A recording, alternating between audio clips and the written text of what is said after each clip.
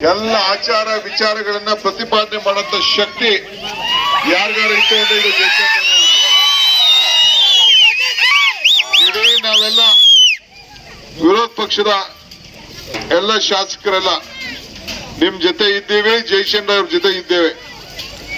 ನೀವು ಇವತ್ತು ಅವ್ರಿಗೆ ಆಶೀರ್ವಾದನ ಮಾಡಿ ಇಡೀ ರಾಷ್ಟ್ರಕ್ಕೆ ಒಂದು ದೊಡ್ಡ ಸಂದೇಶ ಕೊಡಬೇಕು.